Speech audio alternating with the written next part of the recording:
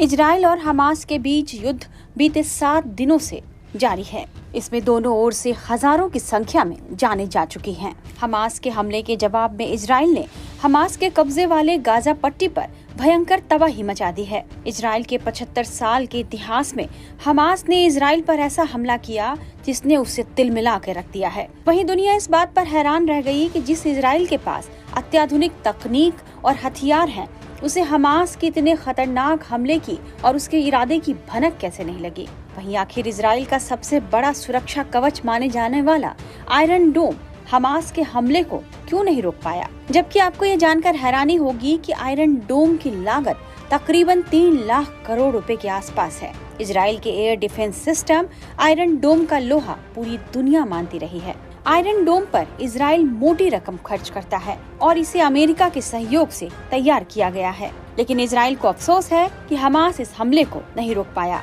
Iron डोम को बनाने का विचार Israeli brigadier general Daniel gold को 2004 में आया था। इसके बाद इसे बनाने की तैयारी शुरू की गई। 2006 में लेबनान के आतंकी संगठन हिजबुल्लाह ने जब इजराइल पर रॉकेट हमले किए तो इजराइल ने इसे जवाब देने के लिए आयरन डोम को बना लिया। आयरन डोम सिस्टम दुश्मन के रॉकेट्स, तोप के गोलों, मानव रहित विमानों और मोर्टार के हमलों को हवा में ही नाकाम कर देता है। CSIS थिंक टैंक के सिस्टम के एक एनालिसिस के मुताबिक यह तकनीक निर्धारित करती है कि क्या इजराइल की ओर आ रहे रॉकेट आबादी वाले क्षेत्र की ओर जा रहे हैं। जब कोई रॉकेट आबादी वाले क्षेत्र की ओर बढ़ रहा होता है जिससे बड़ी संख्या में लोग प्रभावित हो सकते हैं, तो आयरन डोम आने वाले प्रोजेक्टाइल पर इंटरसेप्टर फायर करता है और उसे हवा में ही नष्ट कर देता है। राष्ट्रीय सुरक्षा अध्ययन संस्थान की 2021 में आई एक रिपोर्ट में कहा गया कि एक इंटरसेप्टर मिसाइल की कीमत लगभग 40,000 या 50,000 डॉलर होती है।